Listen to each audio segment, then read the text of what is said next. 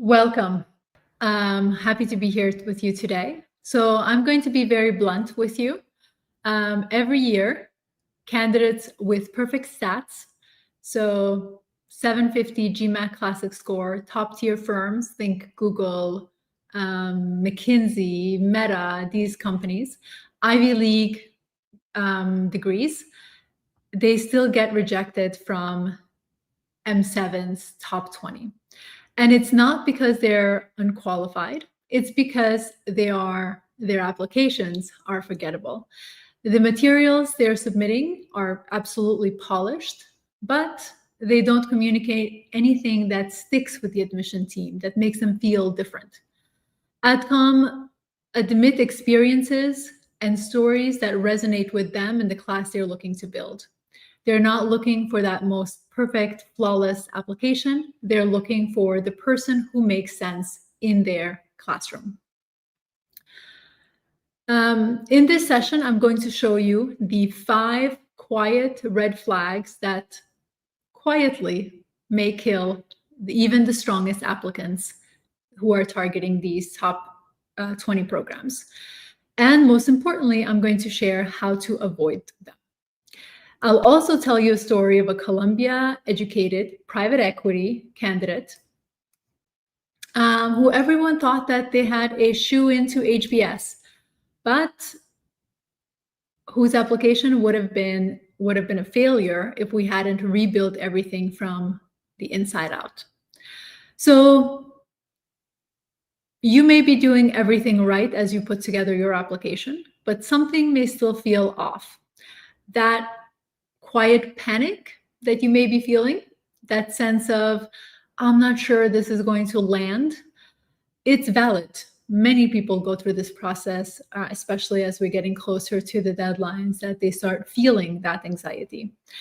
Your applications may be polished on the surface, but the question that you should be asking is understanding what's underneath, and if that underneath the polish will determine if you get in or not. So if you've ever looked at someone's resume and thought, that looks like mine, this is the list for you. So these are the 5 quiet killers of strong applicants. Red flag number 1, you sound like everyone else. You're a consultant, you're an investment banker, all of your peers sound very similar to you. There's nothing behind the polish. There's no depth to your story. Number 3, you don't know what it all means. You've told a great story, but there's no interpretation. We don't know what is this collection even supposed to mean. Number 4, you expect the adcoms to get it, to understand what you're talking about. And why should they? And red flag number 5, you think prestige will carry you through. You have strong brand names on your resume, and you think that that's going to be enough to get into these schools. So this list is for you if any of these are potentially true in your application. These are the 5 patterns that I have seen in applicants who are impressive on paper, but still get rejected. They don't show up all at once, of course, but any one of them can tank your candidacy.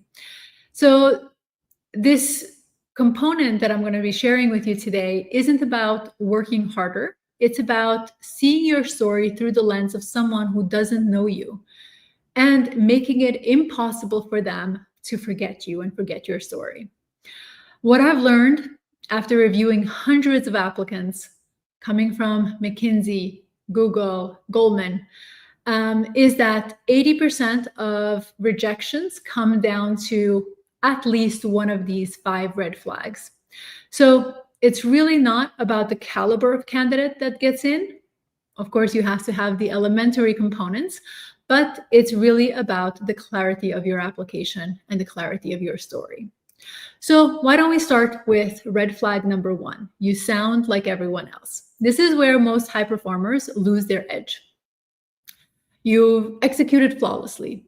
You've worked on deals, you've led teams, you earned promotions, at least one, but none of it tells us how you think, tells the reader, which is the admission committee, how you think. We worked with a candidate in investment banking and strategy, top 20 undergraduate institution, 740 GMAT. All of that was quite impressive on paper. But when we reviewed his material, he sounded like 90% of his peers. What changed is that we decoded his thought process. We explored how he approaches problems, not just what he did in executing on those, work on the project that he was working on. And then we built his application, or we helped him build his application around the mindset that made him valuable to an MBA classroom. He got into MIT Sloan. There was same profile, just different story. What made this different? His application finally had a point of view. And yes, you have an entire narrative of all of your lived experiences. You telling a story is you have to hang on to a point of view that you want the reader, aka the admission committee, to receive. So this is where most candidates and most consultants stop. They're focusing on polish. Does the story sound okay enough? What we do here at Sia Admissions is that we decode an applicant's narrative. We build from the way you think, not just the way you write. And that's really the difference in a strong candidacy. Let's move on to red flag number 2. There's no one behind the polish. This is a very, very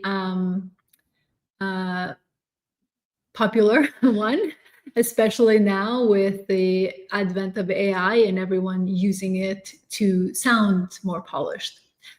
We often particularly see this, however, not the fact that they use AI or not, this is separate to that. But we often see this red flag show up in applicants coming from private equity, investment banking, and consulting.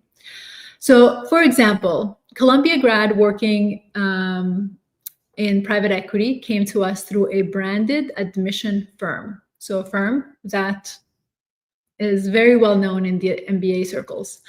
They told her the application was strong enough. When I read it, it was obvious. It was all about output and had absolutely no soul. Grammatically, it was perfect. Structurally, it was sound, but I couldn't tell who the applicant was when I read the essay. So what we did was we rebuilt everything from scratch. We asked why she made her career choices, what failures shaped her, what risks did she take along the way, and we created the protagonist, or really we highlighted the protagonist of who she actually was, someone that the reader could feel in the writing. And that essay got her into HBS, not because it was perfect, but because it was actually real. It was a real person behind the content. So when you think of the admission committee, and one of the comments or one of the constant elements that I see with applicants is that they think of an admission committee as an entity and not actually made up of people. So I want you to think of the admission committee as a committee made up of people. And people don't connect with perfection. They connect with clarity and emotion. So your job is to connect with the reader, who is a person or collection of people, to be able to tell a story effectively. And this is what our method does best. We strip the polish and reveal the person. Anyone can clean up an essay, especially with AI, but we find the story behind, the story that's hiding underneath all of the polish that has been built around, especially in the corporate settings. And we help you tell it in your unique voice so that the admission committee can resonate with your story and can feel who you are and what you bring to the table. So let's move on to red flag number 3. You don't know what it all means. So here's the harsh truth. Your story doesn't matter if the reader has to interpret it for you. You lived it and you should be able to interpret it. Why would you give that responsibility to someone else? I'm going to give you an example here that a reapplicant came to us with 3 startup exits and multi-million dollars in fundraising. On paper, a star, but he'd been rejected to every school that he had applied to the previous year. Why? Because his application described what happened, but not why it mattered. It was facts without framing. We unpacked the why he pivoted, why he stayed in the family business that he eventually went to, why those moments shaped the leader he's becoming. We dug deeper into his narrative to teach him how to interpret his past and how to connect it to his goals. That repositioning got him into Ross. What changed wasn't the resume, because there was absolutely no new content. It was the meaning behind it. Even when I redraft from clients like this, there's a moment I often recognize when they almost delete a line that feels too honest or too personal, that makes them a little bit uncomfortable. And I would say something like, that's the line. That's the thing that we're going to keep in here, because it's the anchor that is drawing me to your application or to your essay. Because obviously what feels sometimes obvious to you is often what makes your story unforgettable to someone else. And that's where you need to be drawing from. And it's hard to do it from your own lens because it's your lived experience. So moving on to red flag number 4. This is a hard one. You, particularly for individuals who are accustomed or have been in a place that is very accustomed to speaking a certain language or that industry language. So red flag number 4 is you expect the adcom to get it. Smart applicants often think nuance will signal depth, but vague isn't strategic. It's actually quite dangerous in your application. So we worked with a candidate who had a 2.61 GPA, a 163 in quant and 163 in verbal GRE overall score, older, significantly older than the average class profile. And this could easily have been looked at as a profile that may be filtered out from the school. But we worked on one school with this candidate, and this was Wharton's healthcare management program. Just for context, for those of you who are not thinking about healthcare, this is a program that you apply to specifically at Wharton and admits 70 students, 70, every single year. So it's highly coveted for those who especially want to be in the healthcare space. So we helped them craft a story that left no gaps in answering all the questions the admission committee may have. We addressed the GPA head on. We framed his age as an asset, and we showed his future contribution to the cohort and the value of his lived experiences that the students will be able to get. Of course, also what he is going to receive from the cohort that is valuable to his growth and his professional development. There was absolutely no guessing in this application. There was no ambiguity. There's no get it. You know, do you understand? Do you understand what I'm trying to say? Kind of tone or language. And he got in because when the adcom has to work to get it, they move on because they don't have time to decode your application. Clarity always wins. So round 1 is less than 30 days away for those who are applying to most M7s. And the reality is, once your materials are done, it's too late to rewrite your strategy. Most rejections come from applicants who hit submit before realizing they never had a narrative clarity to begin with. And the rejection is quite a heartbreaking experience that I wish on no one. So let's move on to red flag number 5, which is for those applicants who have branded names on their resume. Too many applicants, at least the ones who have those branded names, over-rely on their credentials.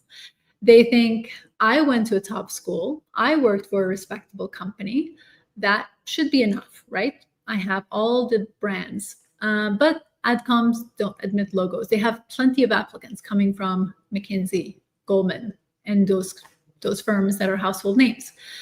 They admit people with purpose. So I'm going to give you an example of someone who had no brand names on their application. So this was a medical school dropout who came to us quite concerned that she may not be even able to get in. She was working at a local clinic, no brand names, no prestige. She really didn't think she had a chance, but she still wanted to try. But what she did have was a compelling through line, a mission around healthcare equity. We helped her refine and articulate that story.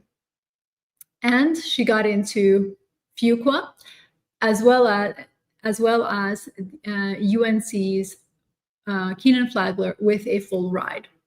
Not because of her prestige, but because her story landed. And that's the power a message that makes sense delivers in the context of admissions. And this is the difference between a story that is overly polished and a story decoding that happens in the context of communicating what you want the reader to understand from your narrative, from your experiences, and from your mission. She had all the pieces. We helped give it shape. And the AdCom immediately saw her fit. She was actually admitted to 5 different programs that she applied to. Only mentioning the 2 because they were mostly healthcare focused specifically. So let's connect the dots across these 5 red flags. Each of these candidates had the raw materials. What they didn't have until we worked on it together was interpretation. Strategic clarity, a way to make their value visible to someone who doesn't know them. At Sia Admission, that's what our work entails. That's what we do. That's how we help decode your narrative. We help you extract the meaning from your choices, and so that the AdCom doesn't have to do it for you, because you don't leave a story to be interpreted by someone who knows nothing about you. Because if they do, if they have to figure it out, they may at best interpret it the wrong way, and at worst, pass on your application altogether. So we strip away what's generic, what's expected, what's irrelevant. So what's left is the unforgettable story that makes you who you are and why you deserve to be at one of these top-ranked business schools. So if any parts of the session made you think, that's me, any one of those red flags, don't wait until you're rejected to make the change that is necessary to have a different outcome. Our partner package, which is our comprehensive coaching, starts at $7,000 for one school. Most clients add more, but this isn't really about deliverables. It's about the transformation that comes as a result of working through a comprehensive hand-holding process. This is definitely a one-on-one journey, beginning to end, with a coach who helps you make sense of your story and turn it into a competitive application to your target institutions. We definitely don't sell time. We help you engineer outcomes. And we don't work with anyone or everyone, only those who are ready to do the real work, because this requires quite a substantial amount of work. If what you want is someone who is reviewing your essays for grammar and for polish, that's definitely not Sia Admissions. If you want to be unforgettable in your story and help draw out the most impressive experiences that make you unique, this is where that can begin. And not everyone who books a consultation ends up working with us, and that's intentional. We take on candidates we believe we can help win at their top schools, and that's reflected in our 94% placement rate. And the ones that we work with are the ones who are truly committed to putting in the work that is necessary to deliver a strong application. this process is selective, but it's definitely never transactional. So if you come in, last week before the applications are due for comprehensive coaching, we would not sign you up because that is not possible to deliver within that time frame. So if you're wondering, is this another pitch from a polished coach? Here's the difference. We deliver strategy. The same decoding you've seen in these stories that I shared earlier is exactly what we bring in your application. And everyone we work with receives the same level of support in decoding their stories. So you'll find the consultation link in the description of this YouTube live, whether you are watching it now or as a replay. And if you're serious and you want a coach who is going to help you understand your story and present it in a way that makes a huge difference in your application, then click it and we'll see if we are the right fit to work together. Now let's open it up to questions. What questions do you have about your materials, about your strategy, about your story, in what you're putting together for either round 1 or round 2 or next year? If you are applying next year or you have a little bit more time and want someone who is going to be able to answer all your questions, we do have the MBA Strategy Circle that starts at $88 a month. It is a subscription kind of experience. You can cancel at any time. That can be helpful for those of you who are not in a rush to go through this entire process. And if you're not quite ready yet, that's totally okay. Save this video, rewatch it when you are ready, and we'll be here to see if we are a good fit for your future applications. So let's move to questions. Please write all questions that you have in the chat feature, and we'll go through those. Okay, so broadly speaking, what are the points I should brainstorm upon when working on essays? Well, you need to be able to dig deeper into your own story. What points one digs deeper into is entirely dependent on one's experience. I don't mean to be vague here whatsoever, but in order for when we work with clients one-on-one, it's because we're able to ask questions, dig deeper into the narratives that may work for some, but may not work for another, may not be the same questions between two different people. And what we also don't want is for you to try to fit a mold that you don't belong in, because that's going to come across inauthentic in your application.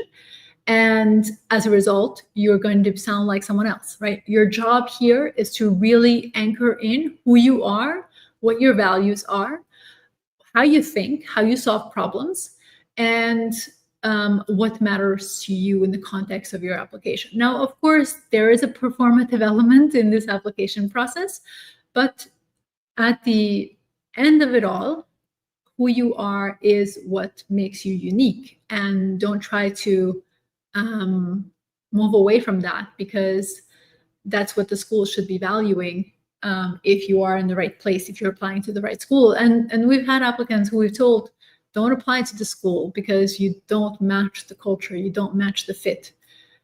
And we were right. Not that we want to be right, but the reality is that if you're doing a good job researching the schools and being authentic with your own narrative, then that synergy is going to be very easy for you to build, because it's natural, right? So think deeper into your experiences. How you think should be how did I think in solving this problem should be a question you should always be asking when you are evaluating your resume and your essays as well, in mind as you develop your materials. Yeah, fit of the school. It's a hard one. This really will come into play, and obviously, every school has its own nuances. We've developed this here over the years of analyzing and exploring and learning about each one of the schools. So, that comes with time. Unfortunately, applicants, as you're going through this process, you don't necessarily have all the time to do that. But the way that you can judge fit is when you have conversations with students, admission representatives, alumni, and if you have once you remove the stardom that comes when you are around individuals at schools that you aspire to be at, once you remove that, would you want to be friends with them? Do you feel like you could have a good synergy? And that kind of helps you, at least on the preliminary levels, understand if you're a good fit. How do I shortlist universities according to my portfolio?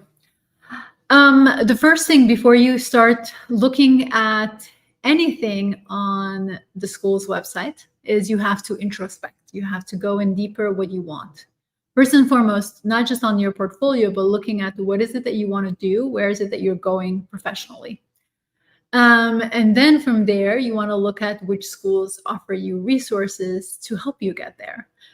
And then you keep narrowing it down from there based on where you stand, where you stack up in the context of the class profile, etc. If you go to Sia Admissions YouTube channel, you will be able to see there some videos on how to shortlist schools, and we walk you through on that, on how to go about that there. So the question is, how do you give context for a weakness without it looking like you're making excuses? Say you have a poor undergraduate GPA, how to address it properly? Excellent question. You definitely do not want to sound like you're making excuses about your performance. You have to own it. Own your strengths, own your weaknesses. However, you don't want to harp on it either, because harping on it, so like if you're focusing on, the thing you're focusing on is the thing that the admission team is going to be focusing on as well. So your job is to explain what happened that led to a poor GPA, and then demonstrate with evidence how you are no longer that person that got that poor GPA, that you are going to perform differently in business school. And that's going to come through your ability to study and focus for 3 months on your GMAT or your GRE. That's going to come through your performances in at work that you have worked. For those who have really poor GPAs, it's actually beneficial that there is about 4 to 5 years gap between the time you graduated college and the time you apply to business school, just because there's a little bit of difference, which indicates that you are a different person than you were when you were in college, exploring, what freedom looks like and all of that stuff that happens naturally in university life. What should be an important factor that increases the probability of getting into Oxford?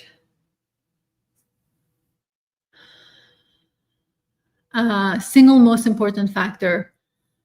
I will tell you that that's not the right mindset to approach this application. There is no single most important factor. The GMAT is a factor in the application. You have to be competitive, right? If you're applying, and you have to think you are applying with other people who are equally impressive as you are. So you have to have the basics, the elementary pieces. You have to have work experience. You have to have promotions, right? That's normal. You have to have extracurriculars. Those are table stakes. Then from there, it's the interpretation that you are making in those stories. Are you someone who is going to just rely on those data points? If you've listened to this presentation, if you haven't entirely, I suggest you go back to it. If you're relying on those data points alone, you won't get in. I will be very blunt and very honest with you, because that's how we operate at Sia. You have to tell your story in addition to having the table stake information that they're looking for in the context of your application. So there's no single, long story short, there is no single one factor that gets you in. Okay, so there's another question. How do universities view career diversity, multiple industry switches? I've worked in 4 industries in the past 6 years and would appreciate your view on this. It depends on how you present it. I will be very honest with you. I've had clients who've made drastic pivots across different industries. But in our decoding process of what we do here is we look for patterns, and then we help them articulate a story that makes all the seemingly unrelated pieces work together. Because at the end of the day, most people don't make random decisions. They make decisions based on some factors that they're evaluating, their opportunities. And that's what we do here at Sia, is that we spend the time to understand what are the factors that made you make the decisions that you've made, to be able to tell it cohesively and to frame it for the admission team in a way that resonates with, first and foremost, is authentic to you, but also resonates with the admission team. Next question, is it recommended to go for GMAT with work experience of around a year? So the minimum requirement to apply to business school is 2 years of work experience. That's minimum, and it's really difficult to get into business school with that amount of time spent in the workforce. The only time when that can help is if you've demonstrated significant achievement, significant growth, and significant success in order to convert. So I'm not sure if that's the question that you have, but you definitely want to at least wait another year so that you'll have 3 years by matriculation at least, and use this time to really develop your profile so that when you apply, you're going to showcase that maturity that they're looking for in a younger applicant. It doesn't matter if you take the GMAT or the GRE. Schools are agnostic to which test you submit, so long as it's a competitive score.